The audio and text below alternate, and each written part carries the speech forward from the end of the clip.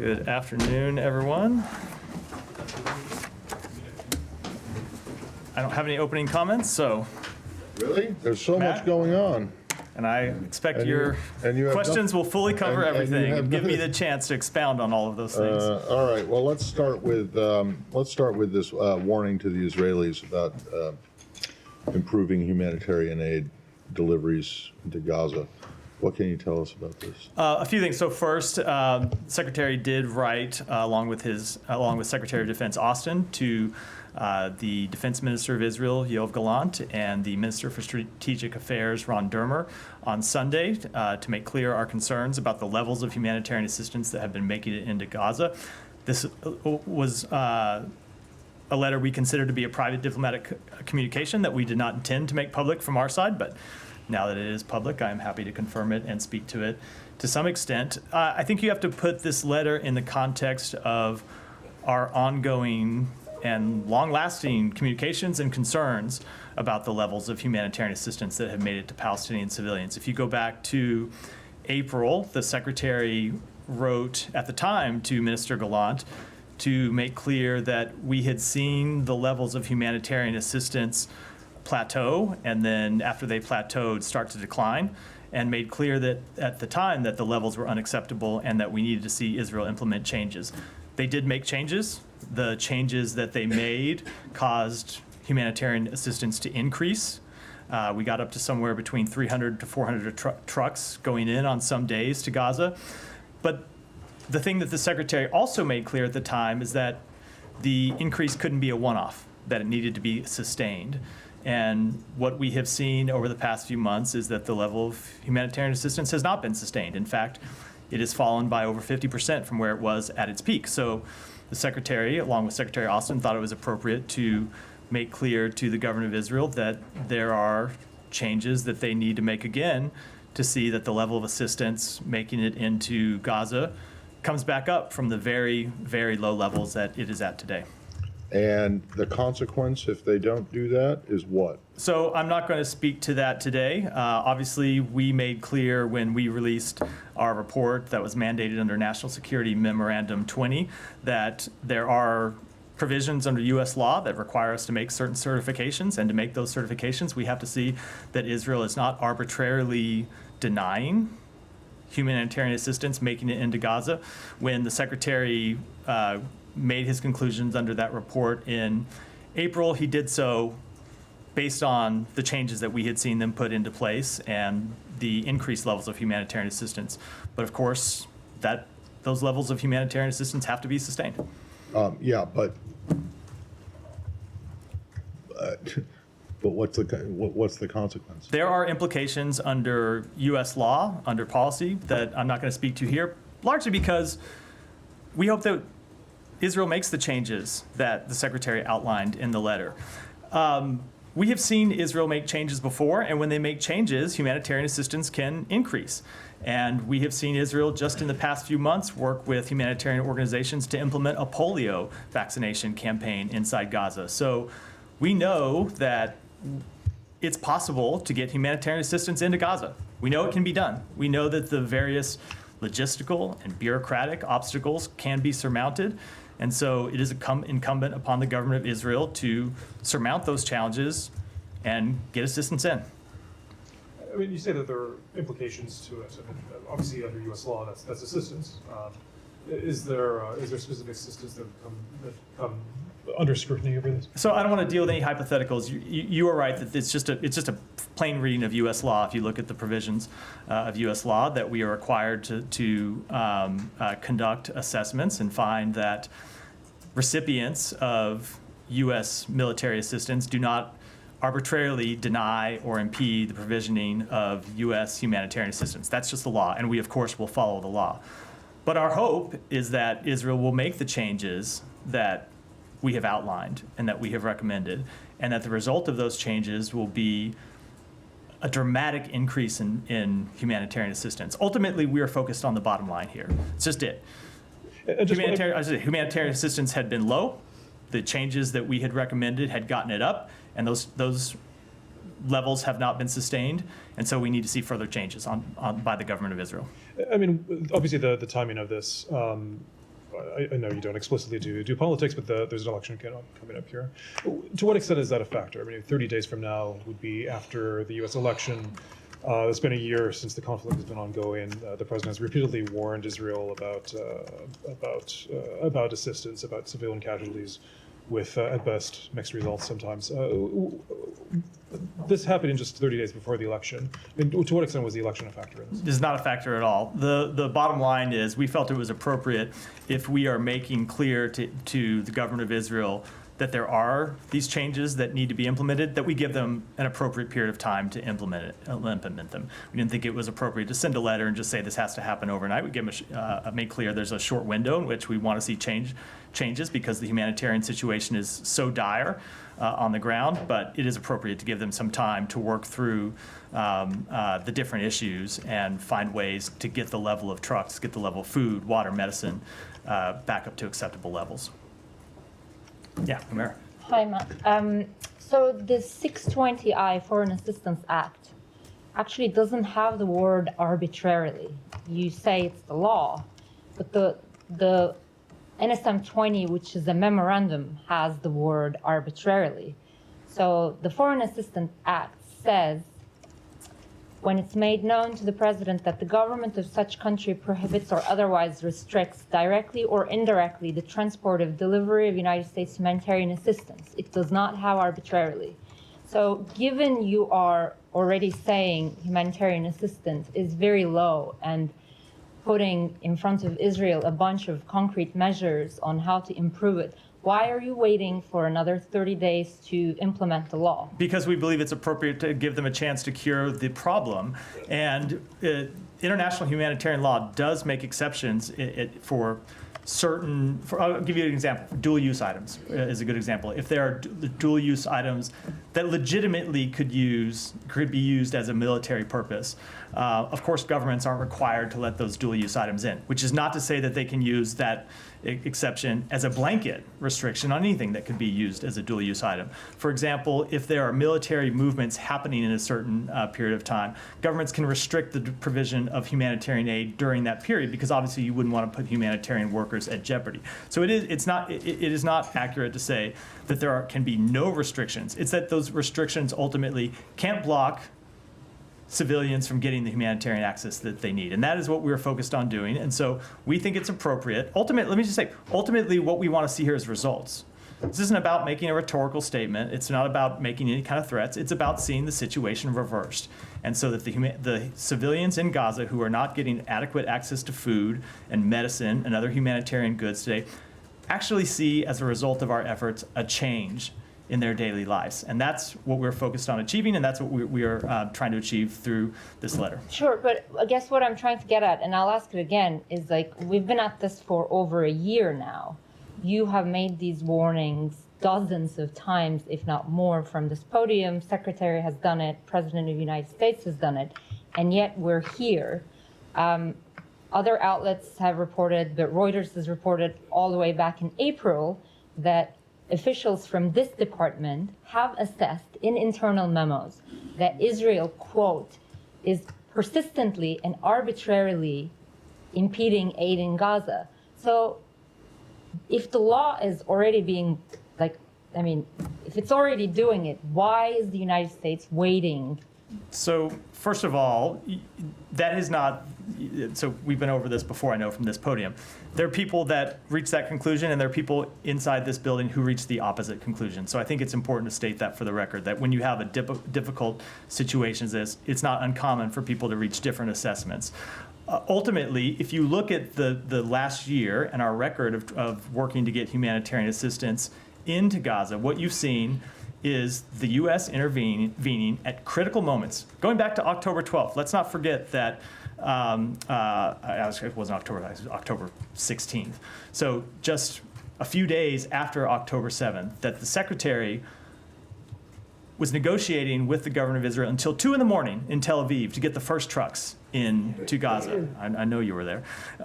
And over the coming months have intervened on multiple occasions when we thought the levels of assistance getting in weren't sufficient, when there were policies that needed to be changed, when there are new gates that needed to be opened, we have intervened to get that to happen. And you've seen those results. You've seen us go from 1 crossing being open to 4 crossings being open, and that is the result of U.S. intervention. Now, to answer your question, we have always said that this is an ongoing process, and our assessments are ongoing. They're not static, they're dynamic. And so when the situation changes, our assessments will change and we'll act accordingly. And that's what we're doing.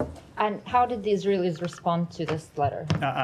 They can speak for themselves. I'm not going But to I speak mean, for them. have you received any assurances that they will actually take these concrete measures? So I'm just not going to speak for them. Those are private diplomatic conversations. They can speak to their And reaction. one final thing.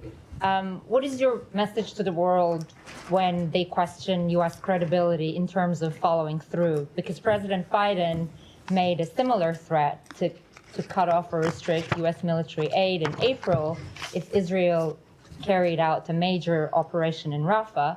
Regardless of what you call that operation, Rafah is now like a wasteland.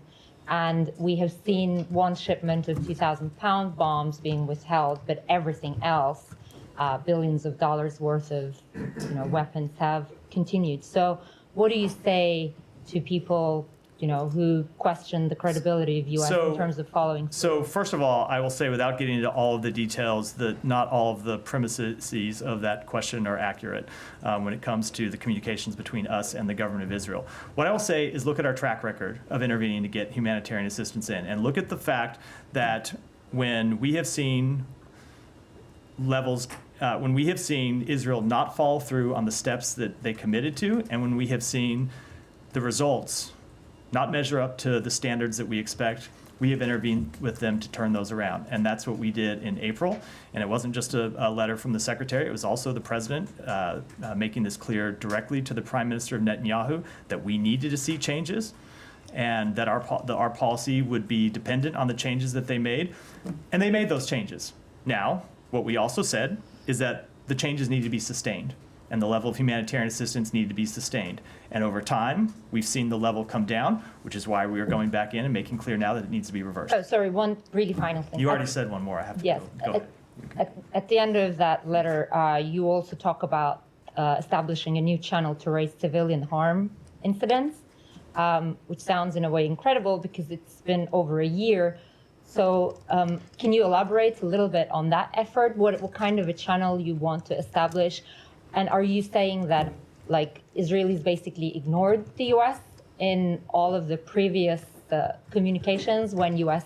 raised its concern about civilian harm? I'm not going to speak to it beyond the language that's in the letter, other than to say that we continue to see Israel not taking sufficient steps to address civilian harm. And you have to look no further to understand that than the really horrific results over the weekend. Thank you, Matt.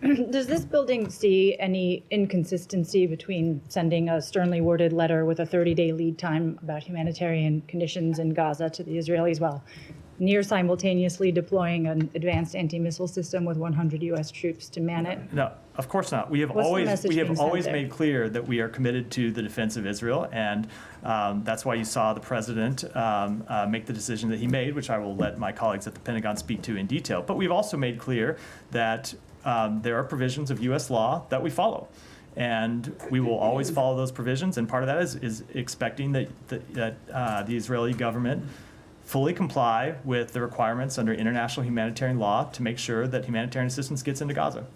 Sure. I mean, and this is retreading territory that Humaira and Matt just raised with you. But I mean, 6 months ago, there were suspicions that humanitarian law was not being followed by Israeli forces. So why 6 months on, if the situation is similarly deplorable, do you suspect that situation is meaningfully So changed? you're right; it is a bit of a retread, and I hope All you right. will. I hope you will That's accept fine. my apology for giving the same answer to No, the same that's question. fine. We don't have to retread. I think it is important to be clear that it is because we saw the situation change. I think the premise of the question, the premise of Humaira's question, is that the situation has been static all along. It hasn't been static. When we intervened back in April to make clear that the level of humanitarian assistance getting in wasn't sufficient, we saw it increase. And we saw that increase sustained for a period of time, but then not long enough, and it came back down. And so we're going to respond to events as they happen. And when humanitarian assistance increases, and is an acceptable level, you won't see us raising those concerns. But when we see the situation on the ground that we've seen over the past few months, when we see the level of humanitarian assistance in September, the lowest it has been in any month since the war began, it's appropriate for us to intervene in this way. And to briefly address the flip side, I mean, the Israeli argument is that allowing this aid in provides fuel for Hamas. They run a protection racket, they get money, they get funds, essentially they think that taking this step is effectively choking off Hamas. Does the U.S. dispute that that is a reason why the Israelis are limiting this aid? So there are, without a doubt, security concerns inside Gaza that make it difficult to deliver aid, that has led to the looting of humanitarian assistance in some cases. But the answer to that is not to stop the flow of food and water that civilians depend on, and that little babies and children need to survive. That cannot be the answer to that problem. The ultimate answer to that problem is to establish a governing authority in Gaza that can provide safety and security for the Palestinian people of Gaza, that can provide safety and security for the delivery of humanitarian assistance, that can provide a long-term political path forward, as we have been making clear for some time. The answer absolutely cannot in any way be penalizing the innocent civilians who depend on this food, water, medicine to live. Okay, I don't want to monopolize time. I have two more. One is, does the U.S. feel that it has clarity? You don't have to specify what it is on the timing and the targets that Israel intends to strike in its retaliatory strike on Iran. Does the U.S. feel that it has clarity on the timing and targets that the Israelis intend? We have had a number of conversations with them about that. Those conversations are ongoing, and I'm going to stick with the policy I set out last week, which is I'm not going to speak to those conversations publicly. Okay, and just one bigger picture question for clarity. Is it the U.S.'s stance right now that it is calling for a ceasefire in Gaza, but not calling for one in northern Israel and southern Lebanon? We continue, so a few things. No, we do continue to want a ceasefire in Gaza, but to be clear what that is, it's not a unilateral ceasefire. We have called for a ceasefire agreement that includes the release of hostages. I think you know what the details of that. And when it comes to Lebanon, ultimately we want a diplomatic solution, and that policy hasn't changed. But there's no sort of active call for a ceasefire in the same way that there is Correct. in Gaza, accompanied by a hostage deal. Is that because the U.S. sees that there is a legitimate and achievable military objective on the part of Israel in northern Lebanon in a way that does not exist in Gaza? So we believe that Israel has a right to attack and degrade the Hezbollah battalions that continue to be just over the border from northern Israel. But ultimately, we want to see a diplomatic solution. I would say that the two situations are incredibly different when it comes to Lebanon. There's United Nations Security Council Resolution 1701 that we want to see fully implemented. That resolution has requirements for Hezbollah that they have not fulfilled. So it is appropriate for Israel to conduct military operations to degrade Hezbollah's capabilities. So maybe they will pull back beyond the Litani River and finally agree to the provisions of 1701 that they have blown through for 18 years now. And that doesn't change what we want to see in Gaza, which is ultimately a ceasefire agreement. But it's a ceasefire agreement that has burdens on Hamas as well, not just on Israel. Can I just follow up on something that you said to my colleagues? Look at our track record when it comes to intervention, intervening when humanitarian aid going into Gaza is too low. But my question is around the timing of this letter. I mean, the World Food Program says that there are no trucks that got into Gaza in the month of October, but September and August weren't great. There were 700 trucks, according to the World Food Program, in August, only 400 aid trucks in September. So why wait till it gets to zero to actually do something? You should not assume that this letter is our first and only conversation with the government of Israel about this problem. We have been having a number of ongoing conversations with them about the very serious decrease in the level of humanitarian assistance. Ultimately, we did not see our concerns sufficiently addressed, which is why the two secretaries sent the letter they did today. Okay. And with regard to No, on Sunday, yeah, I was about to correct myself. They sent the letter that is Right. made public today that we sent. Right. They sent on Sunday. Okay. And then with regard to action that Israel has to take in order to clear this hurdle between you guys and make sure that they aren't actually not abiding by humanitarian law here, do they have to take every single action that was laid out in the letter? I'm in not the going to next get 30 into that days? level of detail beyond what's in the letter. I think the letter speaks to it pretty clearly. It outlines the steps that we want to see them take. Ultimately, what's important to us is that the people in Gaza get the food, water, medicine, other humanitarian assistance that they need to survive. Right, but you're not going to measure, you're not going to lay out what that, mark of success would look like? I think the letter lays it out pretty clearly, and I'm not Well, going the to go letter beyond says that. to reverse this downward humanitarian trajectory and consistent with its assurances to us, Israel must, starting now, within 30 days, act on the following concrete measures. It says act on the following concrete measures. So should we assume that's all of the following concrete measures? I'm just not going to speak to it beyond what's laid out in the letter. So, Said, go ahead. Thank you, Matt. Just a clarification, so I can understand it. Why the letter? Just to make it more formal? I mean, as opposed to a phone call showing that this is a very urgent situation? I think I just answered that Okay, well- in response to Kai's question. We have not seen sufficient results over the past few weeks. Continue to have concerns, which is why they laid out the changes that we want to see happen in this letter. So, and why the 30 days? I mean, so must the 400,000 Palestinians wait 30 days? I mean, some of them may starve by then The or letter- be incinerated, as we have seen. The letter is quite clear that we want to see changes immediately, and in fact, Right. the secretary sent that letter on Sunday. We did see humanitarian assistance go in through Erez yesterday, and we very much want to see changes not wait for 30 days, but happen immediately. Now, we recognize that some things, like for example, the letter calls for agreements on what actually would be dual-use items. That's not something that can happen overnight. That requires a negotiation. So some things take a little bit longer, but there are changes that we want to see implemented immediately. Let me just have a couple more on Gaza, then a couple on the West Bank. But, the Washington Post reported, I think yesterday, about the strike against Al-Aqsa Hospital in the middle of Gaza, striking the tents, burning people alive and so on. Now, Israel always says that there are militants, that we never know whether there were or not, but that seems to be a story that is repeated every day. The Gaza people wake up every day to another 100 people dead or something like this. Now, I asked you about this last week, and you said, no, we would never accept this being normalized, but in fact, it is being normalized. It's not. What happened in that strike was horrifying. We understand the very difficult environment in which Israel operates. But the results of that strike were deeply disturbing. We all saw that video and all know that it's horrifying to see people burned to death. And we have made clear our serious concerns about the matter directly to the government of Israel. Is it horrifying enough to be considered a war crime?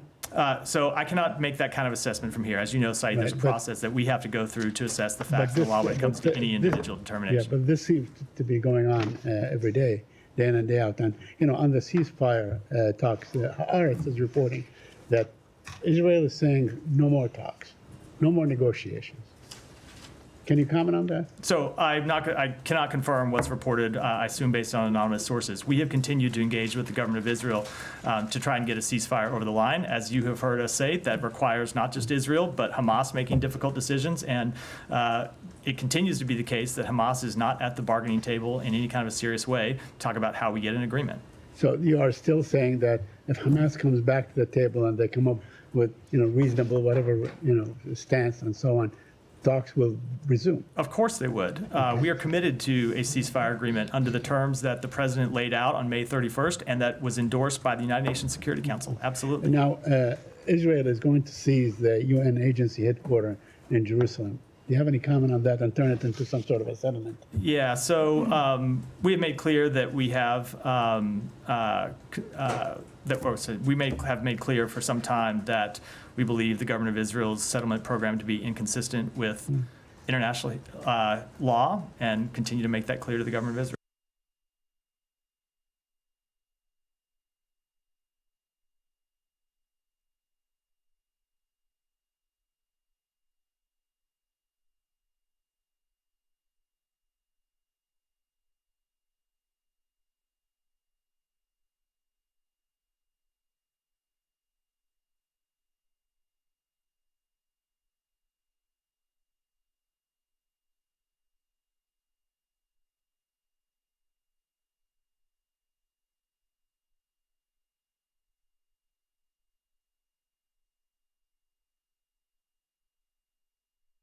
the West Bank than the one that they're pursuing now, not to mention in Gaza. Thank you. Thanks, Matt. So Israel killed at least 21 civilians in strike on Christian town in North Lebanon. And they were like displaced family rented this house so they can escape the horrific time where they lived in the south. Is it how Israel defending herself by carrying an attack in north of Lebanon in a Christian town that there's no existence of Hezbollah militias? So I can't speak to the circumstances around that particular strike, but obviously the loss of civilian life is extremely troubling, and we've made that clear to the government of Israel.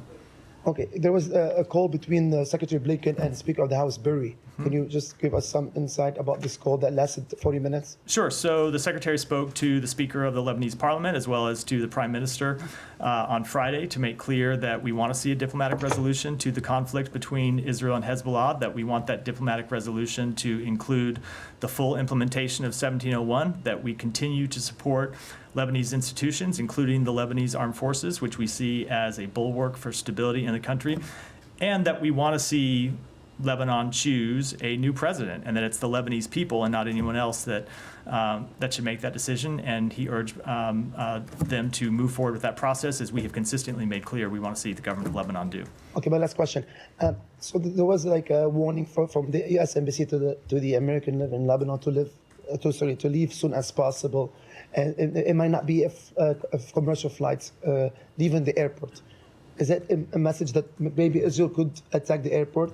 No, it had nothing to do with that, and it's not. It wasn't a It's question. something that It wasn't a the question. Lebanese Let me just people get- back home. it wasn't a question about commercial flights. It was a question about the flights that we have been providing. So we have been providing these flights that the U.S. government organized for nearly 2 weeks now, and we have seen over the past 2 weeks a decrease in the number of American citizens and legal permanent residents and eligible family members who have taken those flights. We've now provided 22 of those flights, had somewhere around 1,250 people depart on them. And if you remember last week, I think the last time I came here with an update Wednesday, so 1,100 people have departed. So in the flights that we've had since then, only 150 people Friday through the weekend got on these flights. So we've always said that we would conduct those flights as long as demand was there for it.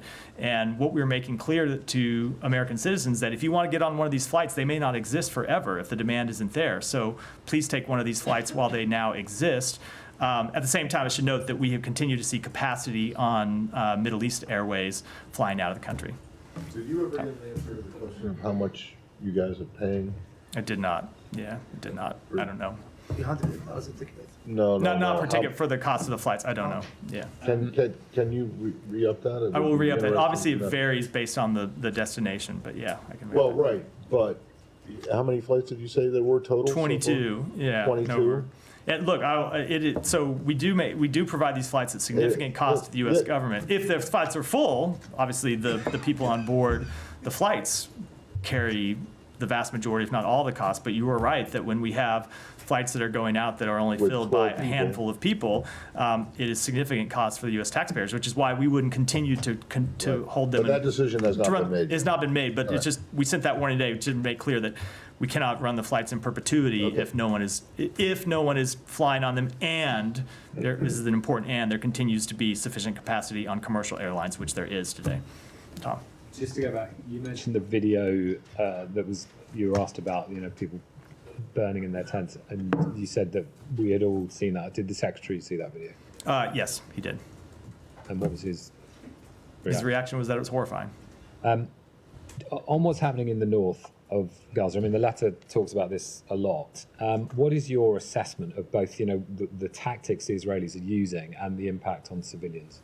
So I don't. What do you mean in assessment on the tactics there? What do you mean by that? Well, I mean, there's been quite a bit of reporting that the suspicion among Palestinians, for example, is that this is part of the so-called general's plan, that this is, some retired Israeli generals who had proposed the idea of effectively a siege where you Yeah. force out civilians, and those who are left are effectively treated as militants. And the term they used was surrender or starve. Is that happening in your view? So I can't speak to what the intention of the government of Israel is in conducting these operations. They will have to do that. I can make clear that the policy of the United States is that there should be no forced relocation of people from Gaza, from northern Gaza, and that there should be no permanent occupation of territory in Gaza. And when it comes to the situation in North Gaza, the effect of not just the military operations of the past few weeks, but the closing of the gates in the north and the restriction on movement of aid from the south to the north, the effect has been extremely, extremely dire for people who live in northern Gaza. When you look at the situation, it's gotten extremely difficult all across Gaza, but that impact has been heightened in northern Gaza. We saw yesterday, for the first time in several weeks, Erez Gate open to get aid directly into the north. We want to see the route from Jordan that was up and running for some number of months, that was getting aid coming in directly from Jordan, delivered directly to the north. We want to see that reopened and sustained, and hope that will be that will happen in the coming days. That's one of the policy recommendations you saw that the secretary lay out in the letter. And just to challenge a bit on the point that you said, you were asked repeatedly about the timing of the letter, and you said, well, because the situation's changed. But in a lot of ways, it hasn't. I mean, the letter talks about 1.7 million Palestinians in Al-Mawasi who you say are at risk of lethal contagion. That has been a situation that has just been building up. I mean, it hasn't just happened overnight. And so there will be those who say you've had a year to write this letter, to issue such a stark warning to the Israelis. Why has it taken so long? So it hasn't taken. So that I completely reject the premise of the question, as I think you said. Well, you didn't say, but when you said you're going to push on me, I totally reject the premise of the question. We have intervened on numerous occasions. It's the point I made to Humera's question. In the days right after October 7th, the secretary was in Israel having very difficult conversations with the prime minister about the need to let the first trucks come in across the border. And he was successful and got Rafah opened up for trucks to come across the border. We then had very difficult conversations with Israel about the need to open Kerem Shalom. And those conversations included the president, the secretary, the national security advisor, others across our government. And we saw Kerem Shalom open. We saw over the course of months repeated examples of the U.S., not any other country, but the United States intervening and getting results. Now, what we have seen is a significant degradation in the amount of humanitarian assistance that's coming in. As I said in response to one of the other questions, shouldn't assume that the letter is our first intervention with the government of Israel about the situation just over the past few months. We have been making it clear to them that we needed to see results, and we haven't seen the results. And that's why we sent the letter that we sent on Sunday. Yeah, Alex. Thank you, Matt. May I switch to the region? Sure. Last week I asked you about I'll come to you next for reports about North Korea sending soldiers to fight in Ukraine on the side of Russia. President Zelensky raised his concerns about that, and there are new reports suggesting that they are actually already a few miles next to the border. And so there's some numbers circulating around 3,000 to 7,000. Do you have any response, any concern? We are concerned by the reports of DPRK soldiers fighting on behalf of Russia. If that's true, it would mark a significant increase in the relationship between those two countries, the relationship that you have seen develop over the past several months. It would also indicate a new level of desperation by Russia as it continues to suffer significant casualties on the battlefield. The EU has signaled sanctions that they're going to announce tomorrow. Are you guys willing to follow suit? I don't have anything to preview today, but obviously we have imposed a number of sanctions and other measures to hold Russia accountable for its behavior, and we'll continue to do that. I have tomorrow one on Georgia, if possible. Georgian president today announced expressed her concerns that the ruling party might rig the elections. The EU also had similar concerns. Is it your concern that they might rig the elections, and what are you going to do to prevent this from happening? So we want to see there be free and fair elections in Georgia, and we'll be closely monitoring in the days ahead. Thank you. Final one Right, from me. Azerbaijan has pushed back on human rights concerns prior to COP. They said back off. We are going to listen to your concerns prior to COP. They also said that there will be no peace agreement. They don't expect it prior to COP. That's what the secretary was hoping for. What is your response? Any reaction? So we wanted to see. We never tied the agreement to COP. We wanted to see a peace agreement between Armenia and Azerbaijan months ago, and have been pushing for a peace agreement, and ultimately hope to get one over the line. But that's up to the two parties, not the United States. Michelle. Yeah, thank you, Matt. On Iran first, news reports said that Iran recently conveyed a message to the administration through a third country, saying that if the Israeli response to the missile attack is limited, Iran will see this round as closed. Can you confirm that? No, I'm not going to speak to private diplomatic conversations, real or imagined. Did you get any guarantees from Israel that they will target only military, not the nuclear or oil targets in Iran? So I'm going to follow the practice I laid out last week that I mentioned earlier in the briefing, which is we're having those conversations with the government of Israel, but I'm not going to speak to them publicly. On Lebanon, do you expect Iran's influence in Lebanon to be diminished by weakening Hezbollah, and how do you view the IRGC taking direct control of Hezbollah after the death of Nasrallah? So I don't want to make any forecasts from here, but I would note that the influence that Iran has had inside Lebanon for the past years through its support for an armed proxy group has had horrible ramifications for the Lebanese people. And it is certainly our hope that Hezbollah's role in Lebanese society and Lebanese government will be diminished, because it's the Lebanese people that ought to have a say in their direction, in the future direction of their country, and they should not in any way be held hostage to an armed terrorist organization. And lastly, did the administration ask Israel not to bomb Beirut, and did you give any guarantees in this regard to the Lebanese Prime Minister? So we have made clear to Israel that we opposed the bombing campaign that they had been launching over recent weeks in Beirut. We have seen strikes diminish in recent days, and we'll continue to watch it very carefully. Thank Go you. ahead. On Iran, there's reporting over the past couple of days that the administration has relayed to Iran that any assassination attempt on President Trump would be considered a quote-unquote act of war. The NSC put a statement out. I wanted to see if you had anything on that. And then separately, on the Afghan national accused of plotting a terror attack, last week you said it wasn't clear if he came here on an SIV, even though the DOJ indicated that he had. I wanted to see if you have any more fidelity on that. Sure. On that, so it is my understanding that he did not enter the United States on an SIV, and I'll refer to the Department of Homeland Security to speak to further questions about his status.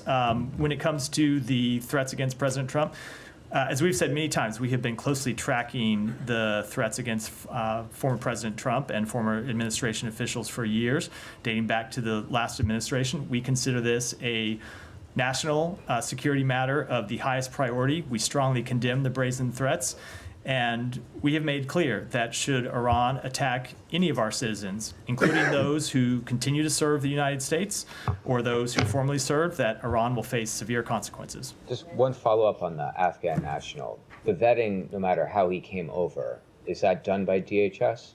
I would defer. I believe that they conduct the vetting, but I would really defer you to DHS to speak to it.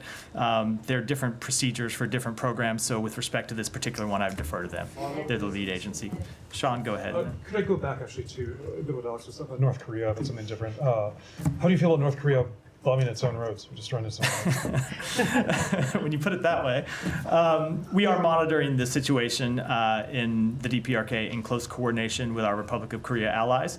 We continue to urge the DPRK to reduce tensions and cease any actions that would increase the risk of conflict, and we encourage the DPRK to return to dialogue and diplomacy. So is this a step that raises tensions, bombing their It certainly doesn't do anything to alleviate them. Can I switch to a different topic? It's up to Sean if he wants to yield the Give floor. me If not, I'll come to you Give me next, some. Danny. India. I know you put out the statement yesterday about the Indian Inquiry Commission having a representative coming here. It was exactly at the same time, basically, that you put this out, that the allegations came in Canada. Do you have any? First, I mean, do you have any general thoughts on India-Canada round two about what's taking place? First of all, I'd say that the timing of those was completely coincidental. When it comes to the Canadian matter, we have made clear that the allegations are extremely serious, and they need to be taken seriously, and we wanted to see the government of India cooperate with Canada in its investigation. Obviously, they have not chosen that path. You say the allegations extremely serious. You mean the long-standing ones? Canada, yeah. The long-standing ones. Yes, I mean. yes, correct. So in terms of how India reacted overnight, or how they reacted yesterday to this, how do you feel about that, the withdrawal of, I mean, obviously Canada was kicked out, but how do you feel about how India is responding? I don't have any comment on that, but as we've said before, they're serious allegations, and we have wanted to see India take them seriously and cooperate with Canada's investigation. They have chosen an alternate path. An alternate path, how does that color perceptions of dealing with India? I don't have any further assessment on it. What can you say about the meeting? So I don't have a readout on the meeting yet. The meeting was here as a follow-up on conversations we have been having with the government of India at the senior-most levels over the past several months. They have told us that they are taking the allegations seriously, that the activities contained in the DOJ indictment do not represent government policy. So the meeting that happened this week, or that was happening today by India's inquiry, was to discuss their active investigation into the matter, for us to update them on our active investigation into the matter, and to continue to share sides about steps that could happen in the days and weeks to come. All right, and I know you said this, but it's very hard to believe that the timing of your statement was purely coincidental on a day when there's massive So I will just events going on between I fully the understand. Indians and I the will just tell Canadians. you that we were planning this the meeting was planned, and so the statement announcing the meeting was planned early last week, maybe end of the week before, well before we were aware of the actions that Canada was going to take over the past few days. So it is completely coincidental. I promised Janie I would go next, and then I'll come to you. Thank you, Matt. Two questions on North I Korea. could see her getting angry as I skipped over her, so I'm That's going to go next. and then Yeah, I'll go. that's fine. Two questions on North Korea. As you know, North Korea is making an unreasonable claim that South Korea was responsible for the drones infiltration into Pyongyang. And North Korea's Kim Yo-jong claims that South Korea is the main culprit and that the U.S. should take responsibility. Meanwhile, Russia defended North Korea, saying it violated North Korea's sovereignty and warned against using offensive force. What is the United States position, and how can you explain North Korea's escalation of tensions on the Korean Peninsula? So I would refer to the Republic of Korea to speak to the first part of the question. And when it comes to the actions by the DPRK, we have seen them continue to take steps that raise tensions, and we will continue to encourage them to take the opposite path, to reduce tensions and stop any actions that could increase the risk of conflict. Second question, North Korea eventually blew up the inter-Korean road while insisting on the theory of two countries, South and North.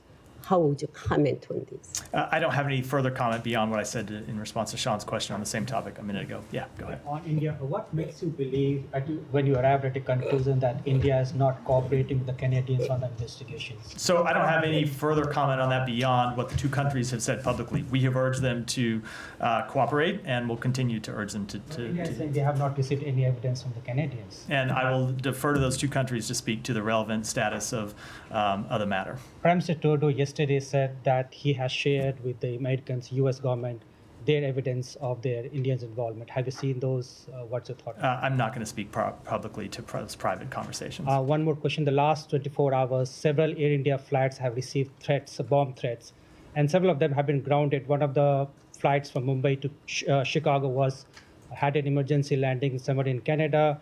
So, fighter jets were scrambled in Singapore for the flights. This comes after months of threats coming from several citizens in the U.S. that blew up the Air India plane coming from the U.S. and Canadian soil. How do you see that? Obviously, would you be taking action against those individuals who have been threatening for blowing up Air India planes? So obviously, any kind of threats against commercial aviation are inappropriate and matters that are dealt with extremely seriously by our own law enforcement agencies, and I would refer to those law enforcement Will you agencies take to speak steps to that such threat doesn't come from the U.S. and Again, I will. I think it's a matter for law enforcement agencies, predominantly the Department of Justice, to speak to as a first instance. how these investigations are going to impact India-U.S. relationship? Which investigations? the one that has come today? The U.S., I didn't know if you were referring to these other questions or to the first one. So look, India continues to be an incredibly strong partner of the United States. We work with them on a number of matters, including our shared vision for a free, open, prosperous Indo-Pacific. And when we have concerns, we have the kind of relationship where we can take those concerns to them and have very frank, candid conversations about those concerns, and that's what we've been doing. And one final question, is India cooperating with the US in parts of investigation? So I'm not going to speak to the matter publicly. That's a question that, again, when it comes to the investigation itself, ought to be handled by law enforcement, so I'd refer you to the Department of Justice. Thank you. Just to follow up, I'm just curious about one thing you said. Earlier, we've made clear to Israel that we oppose the bombing campaign over Beirut. Last week, you actually wouldn't characterize the U.S. position on those bombings. So can you explain to us what's changed over the course of the last week? So there are specific strikes that it would be appropriate for Israel to carry out. But when it comes to the scope and nature of the bombing campaign that we saw in Beirut over the past few weeks, it's something that we made clear to the government of Israel we had concerns with and we were opposed to. So if they return to that bombing campaign with an appropriate scope, which I assume you're not going to define, I'm not going to speak to a hypothetical here. then that would be fine? We've had concerns about the nature of that campaign, and we've expressed those privately to the government of Israel. And you said that they have been halted for now, which So you're welcoming. we've seen them come down over the past few days, which is not a prediction about what will happen in the future, but we have seen them come down. Will there be implications for Israel if they don't continue to stay at the levels they're at? I just don't want to speak to hypotheticals. But just on that, Matt, so are you telling them not to bomb Beirut at all? We have made clear that we are opposed to the campaign, the way we've seen it conducted over the past few weeks. Now, they do have a right to go after legitimate terrorist targets. We see Hezbollah continue to operate across Lebanon, and Israel does have a right to defend itself against those terrorists who pose a threat to the state of Israel. But we've had real concerns about the nature of the campaign that we saw roll out across Beirut over the past few weeks, and we made those concerns publicly. I'm not going to speak to it in any detail from here, but we have had quite detailed conversations with the But government can you of Israel. elaborate on that nature? Is it the number of high civilian deaths? Is it them seemingly targeting like civilian infrastructure? It is What largely the civilian toll. It's the Yeah, civilian. the civilian toll.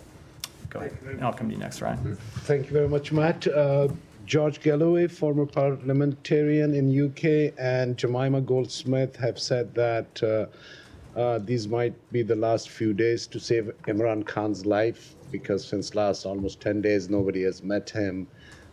Just today, they allowed, according to one political leader, they allowed him.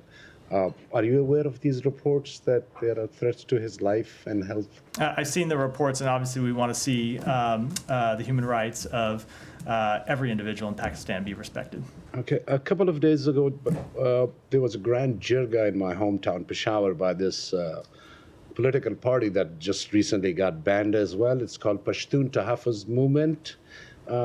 Basically, started from the tribal areas where I belong. Zalmay Khalilzad tweeted about it as well. Thousands of people gathered. I mean, hundreds of thousands. One of the demands that they made was that both the Pakistan military and the TTP should leave the former tribal areas, which are now part of the Peshawar, where Imran Khan government is. So they have given them 2 months to either leave the area, to both of them. Your thoughts on this scenario? I don't have any comment on that. Ryan, Just one last thing, let please. me move on just because we're running short. Ryan, go ahead. I've got a few more people I want to get to. Ryan. Real quick, Israel, then one non-Israel question. Yeah. To follow up on what she was asking, when you say that Israel has a right to strike terrorist targets in Beirut, but have to be concerned about the civilian casualties, the entire city is densely populated.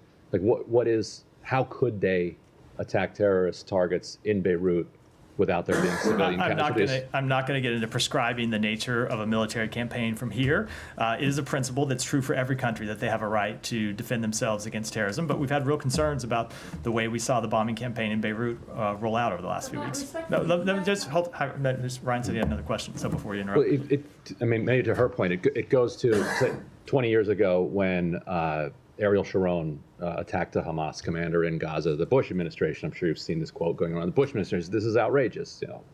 8 civilians were killed. This is an unacceptable civilian toll. When dozens or hundreds of civilians are killed in attacks on Hezbollah leadership, there isn't even a statement accompanying it saying we regret the civilian toll. Like, what changed? Nothing changed. I just made very clear, as I made clear last week, we made clear since the beginning that we were concerned about the loss of civilian life. We're always concerned about the loss of civilian life, and that continues to be the case. Well, the non-Israel question, Ecuador, could you clarify your statement that you put out a couple days ago about Rafael Correa and Jorge Glass being barred from travel?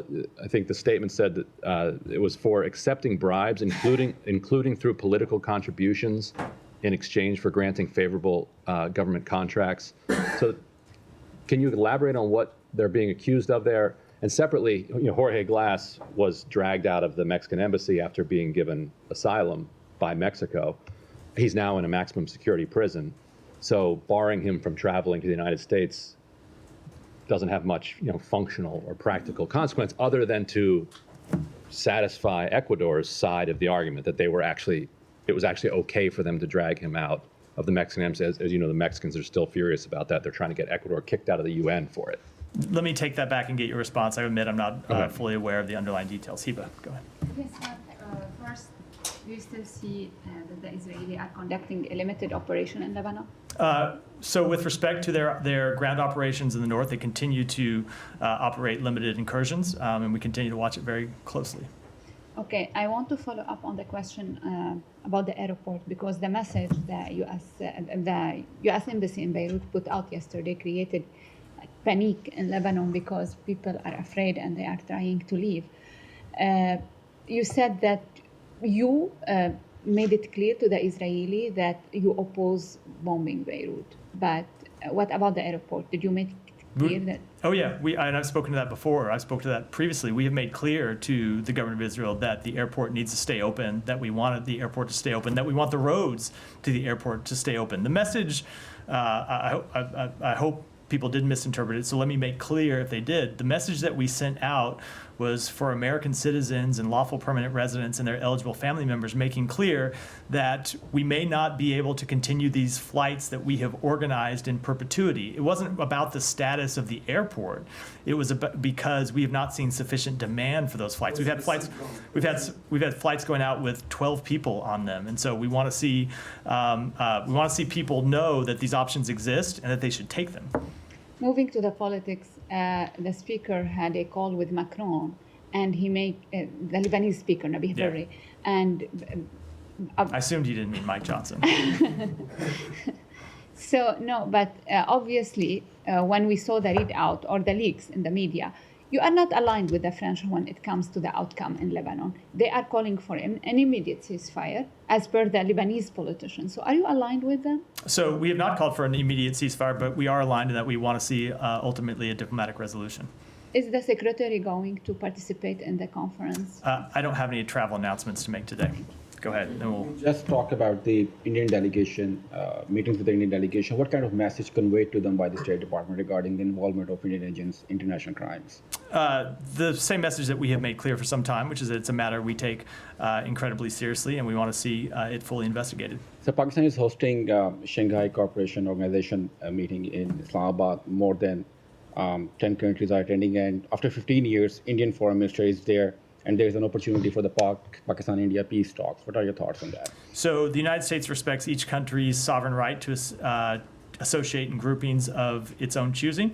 We would encourage every country to ensure that its participation in multilateral fora upholds and respects international law and reaffirms the sovereignty, territorial integrity, and independence of all nations. So there are a number of incidents in India in the last few months involving the theft and illegal sale of nuclear materials. At the United Nations, Pakistani ambassador called for the investigation of these incidents. Is this a concern from the U.S.? So we are aware of Pakistan's request to the UN Security Council. We are committed to tracking, developing, and implementing effective policy responses to proliferation threats, and we will continue to work with our partners to shape the international security environment. One last question. Outgoing Russian ambassador issues kind of a warning. He said that America will face a head-on collision with a nuclear power if it allows Ukraine to fire U.S. long-range missiles. If it allows what? Oh, Ukraine. Sorry, Yes. Go ahead. I didn't mean to interrupt. So what is your response on his statement? So I think it's inappropriate for Russia to continue to make these kind of statements, as we've said for some time. Prem. Thank you, Matt. One of the people the world saw burned alive by the bombing at the Gaza hospital was Shaban Al-Dalu, a 19-year-old engineering student who was still attached to an IV drip recovering from a previous bombing. And his story kind of speaks to how this isn't just about one attack. A 19-year-old having to provide for his family, repeatedly displaced, brought to hunger, bombed twice in a matter of days. This is a year, and this isn't out of nowhere. So how many more patients burned alive by U.S. We don't want bombs to see until any. US says no? No, we don't want to see any. Well, I guess the U.S. has said, again and again, that no civilian loss is acceptable. 10,000 deaths ago, 20,000 deaths ago, and yet it's continued. So how does this answer mean anything without a policy shift? It is an incredibly difficult environment that Israel operates in. And I'll just make clear the thing that question leaves out, as often happens, and I understand why, is the burden that Hamas bears. And not just the burden that Hamas bears by hiding behind humans and using humans as civilian shield, but the burden that Hamas bears in not coming back to the table to try to get to a ceasefire. So Israel needs to do more to minimize civilian harm. Hamas needs to stop hiding behind human shields. Both of those things can be true. Both of those things are true. And ultimately, the horrific human toll over the past year is why we continue to push to get to a ceasefire, and why we want to see both sides agree to a ceasefire. If Hamas is an idea as much as a military force, how is continuing to kill tens of thousands of people already suffering from pre-existing apartheid going to defeat that idea? We have always made clear that you cannot defeat an idea through a military campaign. You can defeat Hamas's military wing, you can degrade Hamas's capabilities, but there has to be a political path forward for a future in Gaza without Hamas, and we've made that clear for the past year. And then just to Humera's question earlier on the U.S. asking Israel for a new channel of communication about civilian harm, how has the U.S. and Israel been discussing civilian harm incidents up to this point, and why hasn't it taken a year and at least 42,000 people killed for the U.S. to consider that its approach for relying on Israel to stop hurting civilians is just insufficient? We have long made clear that we want to see changes in their behavior. We haven't seen sufficient changes, and which is why we continue to press them. And with that, we're going to wrap for today. Thanks, everyone. Thank you, Matt. Thank you. Today, my goodness.